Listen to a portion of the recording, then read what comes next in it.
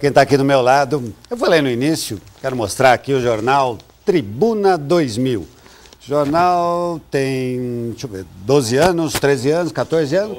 12 anos. O Sérgio Piton, ele é de uma safra do jornalismo de opinião. Polêmico, parece o Sérgio Santoro, porque eu arrumei tanta encrenca quando eu trabalhei 27 anos de jornal, lembra um pouquinho. Mas tem um detalhe, ele é opinativo. E o que eu acho que falta muito hoje é opinião no jornalismo. É por isso que eu fiz questão de trazê-lo. Boa tarde, Piton. Boa tarde, Santoro. Boa tarde aos telespectadores da TV Claré, da Rede Cultura. Para mim, uma alegria, uma satisfação estar presente aqui no Na Verdade, não é? Que você apresenta. Você que também não é um dos jornalistas, apresentadores que há muitos anos está aí na ativa, e nós tivemos há pouco a oportunidade de ver, não é? A apresentação aí dos palhaços, que nada mais nada menos já está fazendo 20 anos, não é? Que foi para o ar, 1992. Não, 2002 esse. Esse é 2002. 10 anos. 10 anos. 10 anos. Mas você já tem a passagem anterior, não é? Pela televisão, por jornal, como colunista, como jornalista, não é? Muito obrigado pelo convite e estou à sua disposição. Muito obrigado, o prazer é nosso. Quanto tempo você tem no jornalismo? Santoro, você me coloca em cada situação. Olha, quando eu tinha 16 anos de idade, e eu não tenho porquê de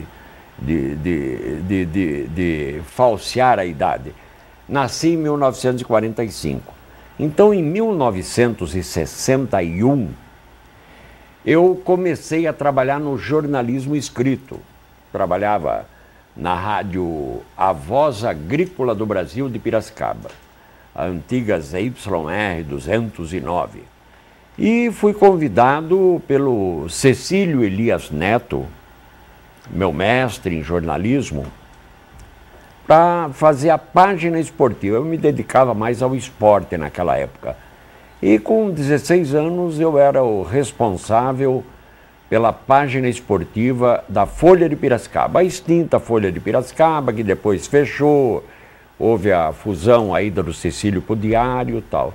Então, se a gente começar aí de 61 até agora, Santoro, se contar desse ponto inicial... Tempo do linotipo ainda, hein? Eu também trabalhei no tempo do linotipo. Tempo do linotipo. O linotipo veio até a década de 80 em muitos jornais, mas o tempo do folha a folha, que o sujeito subia em cima da máquina e puxava uma folha por folha para fazer a impressão do jornal. E lá atrás, no início, 16, 18, 20, era encrespadinha assim no jornalismo. Quando eu falo de encrespadinha, assim...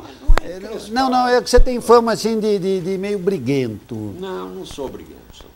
Mas você é opinativo, só que você é opinativo. Não, eu faço questão, eu acho que todos nós devemos ter opinião. Eu também fiz jornalismo de opinião, arrumei muito problema na minha vida. Eu só opino e coloco uma opinião, Santoro, quando eu vejo distorções, entende? Coisas absurdas que acontecem, entende?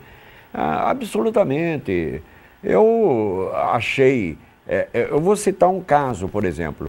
Em 1965, 66, eu trabalhava em São Paulo, eu era repórter da Rádio Piratininga, da equipe esportiva da Rádio Piratininga. Tive uma honra extraordinária de ter um mestre como o falecido Geraldo Bretas, que foi comentarista da TV Tupi e tal, da Rádio Tupi. E uma vez eu fui entrevistar o Vadielu, que era presidente do Corinthians. Ele tinha um escritório na Praça da Sé.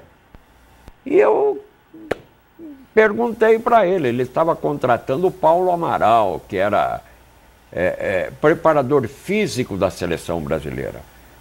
E eu perguntei para ele, o presidente, mas o Paulo Amaral, ele é preparador físico, ele não é técnico, ele não mostrou até agora nenhum conhecimento técnico para dirigir uma equipe como o Corinthians. Eu tomei um pé na bunda, entendeu? Ele me tocou do escritório, entendeu? Então, eu acho que nessa questão, é só para citar, tinha razão, Paulo Amaral era técnico, não era técnico, era preparador físico.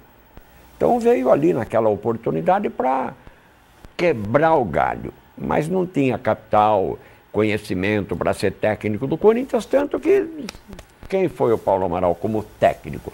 Como preparador físico, sim. O Brasil foi bicampeão com ele, como orientador, preparador físico, mas como técnico, então é esse tipo de coisa, sabe? Que muitas vezes acaba na cara da gente assim, que está errado, que não tem jeito de ficar quieto. E aí, no meio de tudo isso, você foi muito ameaçado já na sua vida? Bom, eu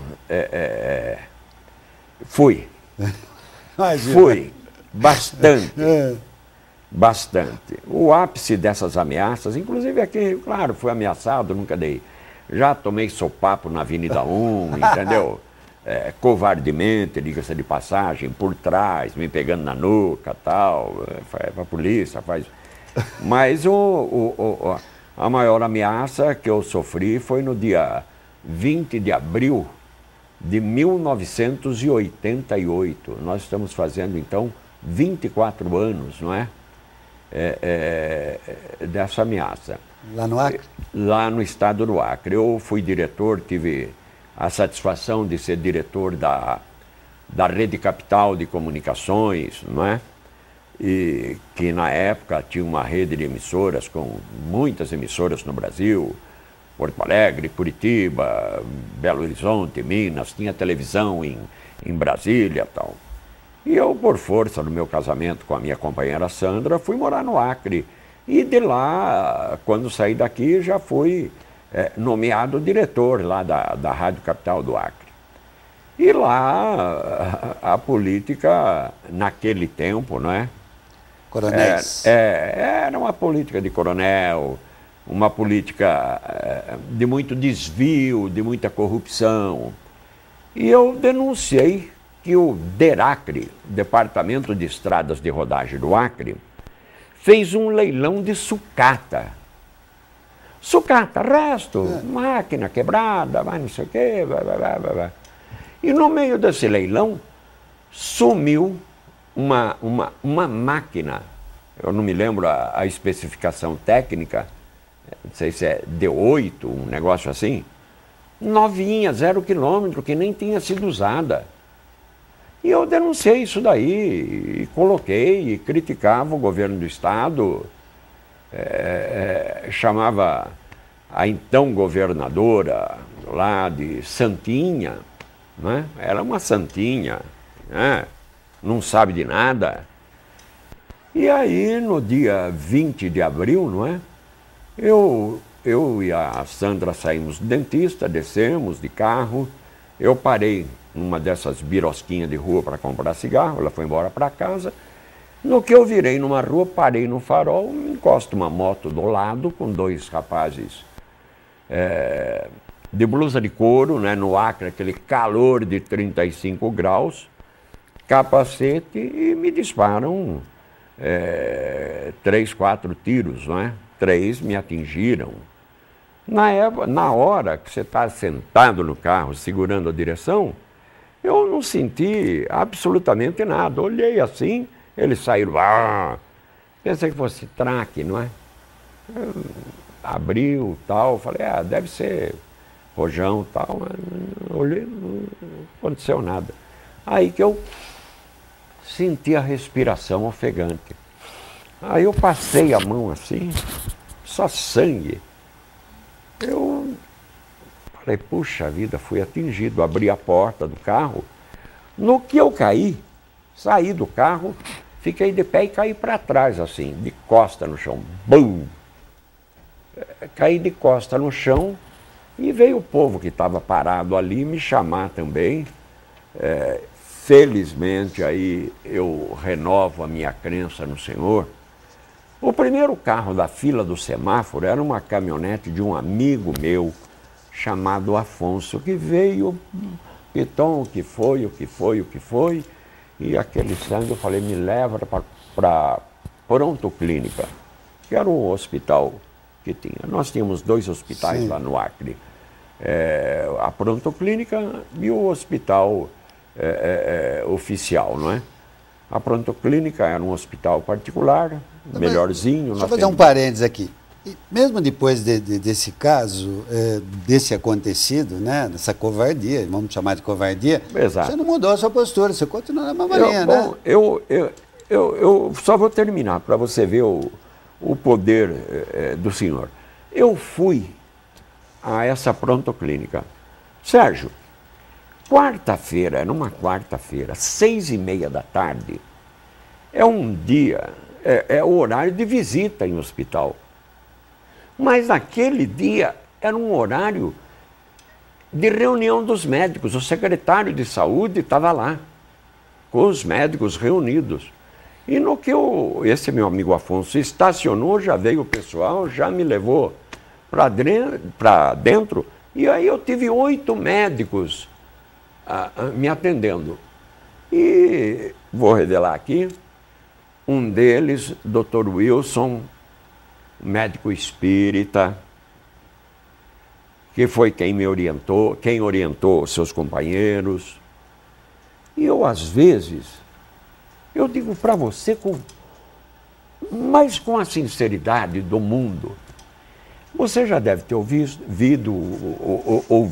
visto essas reportagens das pessoas que dizem que morrem e voltam, que passam por um tubo iluminado.